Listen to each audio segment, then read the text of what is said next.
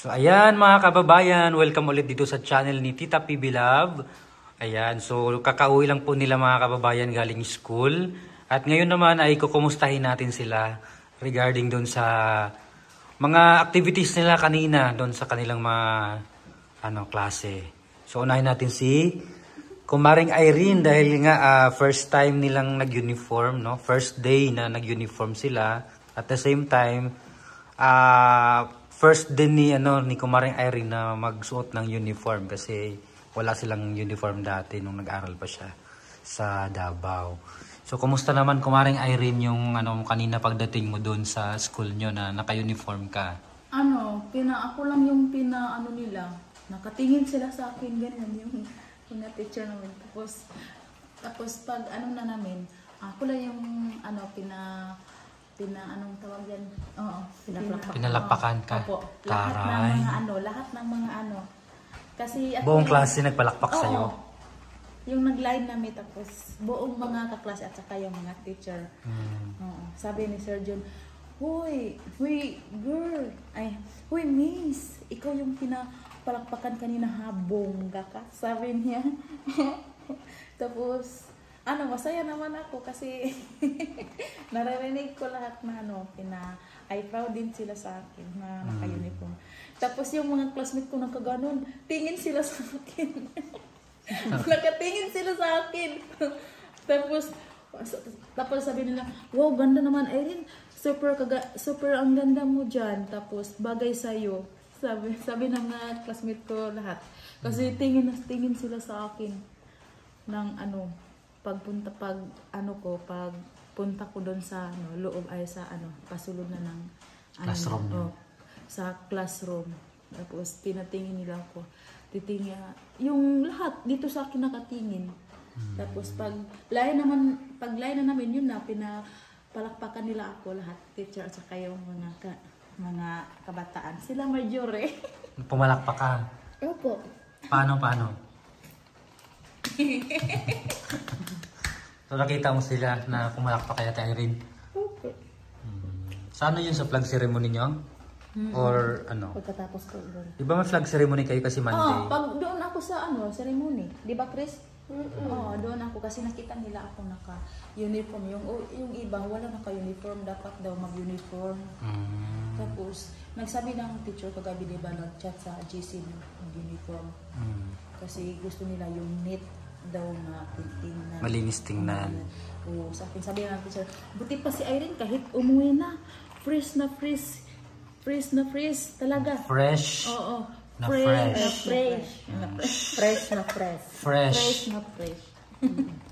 Sabi ng teacher. Tapos kami kanina, nag-post kami ng nga subject yun, kalimutan. Entrepreneur. Oo. Entrepreneurship. 10 items. 25 items.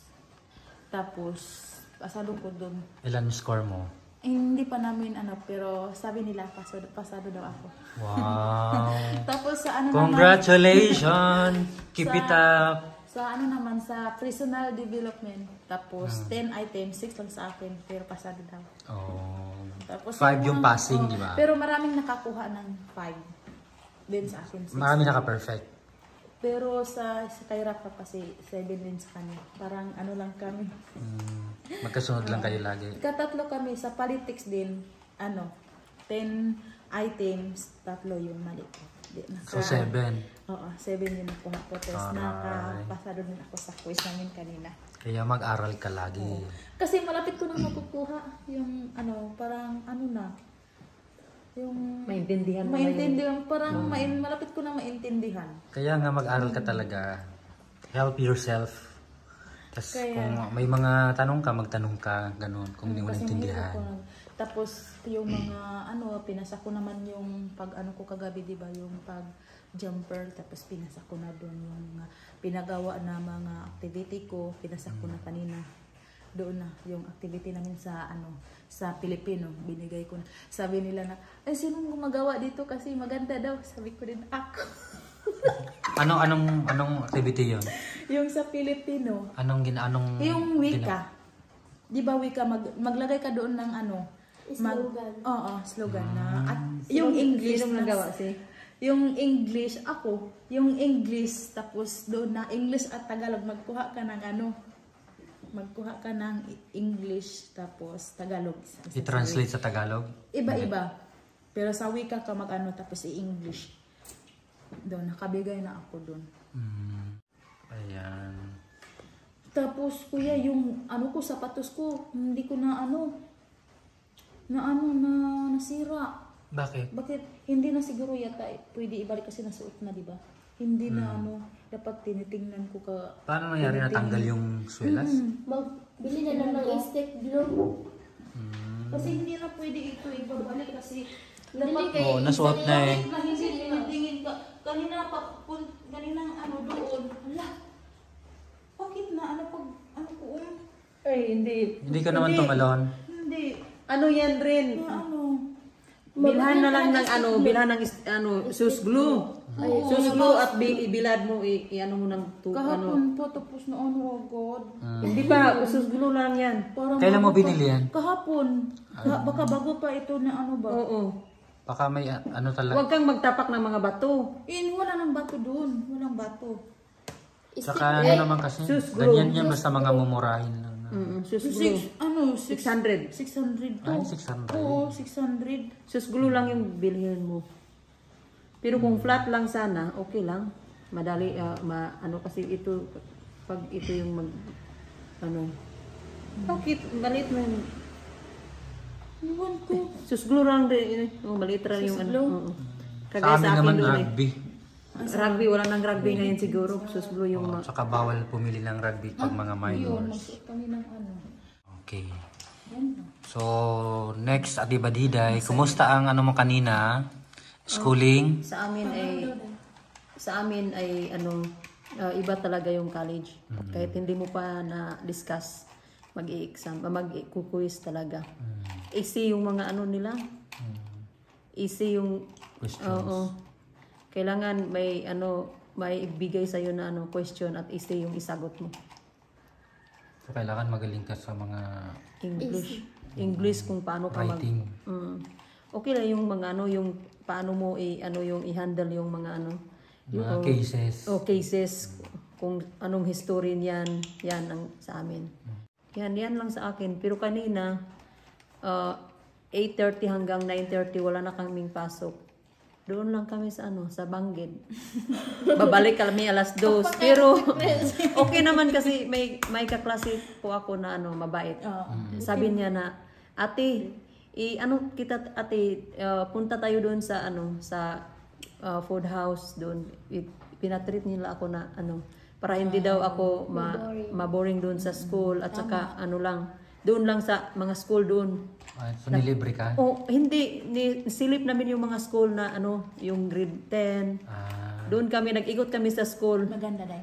Maganda yung hindi lang ako nagpipicture kasi yung pinaglaruan ng mga yung mga bata, yung ground, napuntahan namin kanina.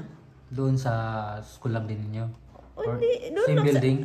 hindi sa ibang building. Pero doon maglalaro ng mga soccer at magpa-practice ng mga criminology doon. Doon sila kasi yung malawak. Malawak. Pero pagkatapos naman kumakain na kami, umuwi na kami doon sa school kasi talaga tagal. Pag ganyan yung time mo, marami kang vacant.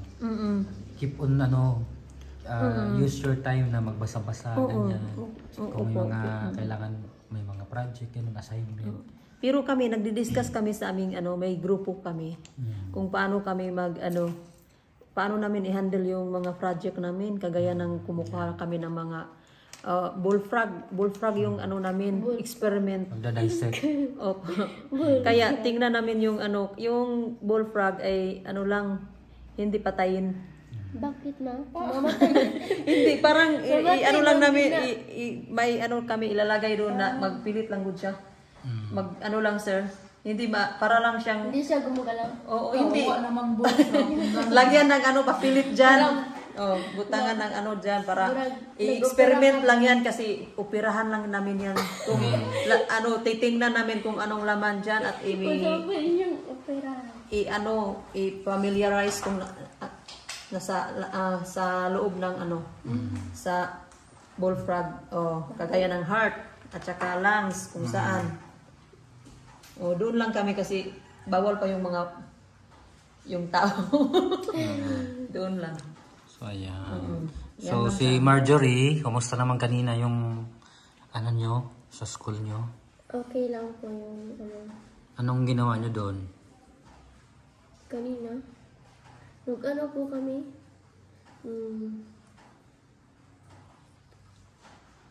Nagawa lang kami ng My Dream Community.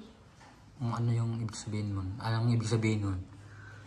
Yung Dream community. Anong ibig yung sabihin? pangarap yung imagination mo para sa community.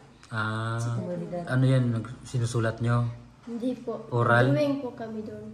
Ay, drawing. Tapos nilagyan po namin yung mga meaning yung sinulat mo doon. Ayun.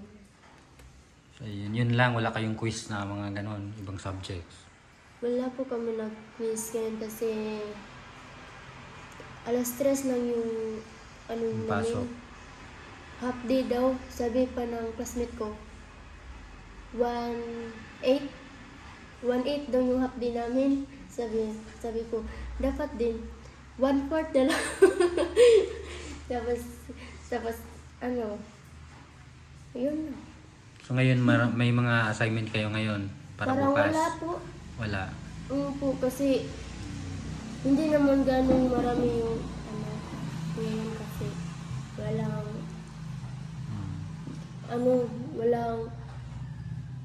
walang oras. Malit po yung oras. Yeah.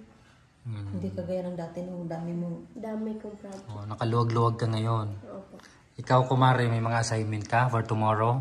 Yung pinasa sa teacher namin, yung science. May assignment kayo sa science. Pinasa Yung body mass index? Ikaw, di ba wala kayong assignment? Meron po. Marami. Kasi i-research namin kasi mag-discuss i-research namin pagkatapos mag-quiz kami pagtapos. Pumunta kami wala nang iba talaga yung college kasi walang explanation. Makaupo ka doon, get 1/4 the paper. Opo. Yan. Parang yung utak mo parang kahit saan na. Siyempre hindi mo alam yung hindi mo alam yung yung ikukuwisa ng teacher. At yan lang, parang biglaan.